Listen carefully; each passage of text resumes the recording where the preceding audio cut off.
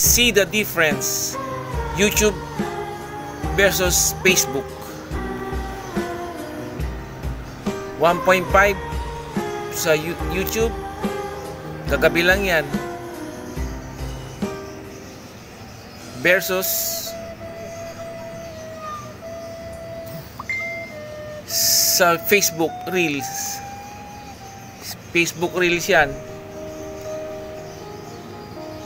Ito medyo matagal na to, 156.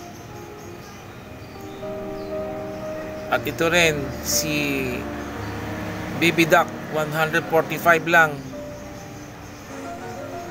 Samantalang sa YouTube 2.5 at saka 39K. Ang laki ng difference. Iniipit talaga ni Lolo Meta ang mga videos natin. Kaya mayroon siyang boosting.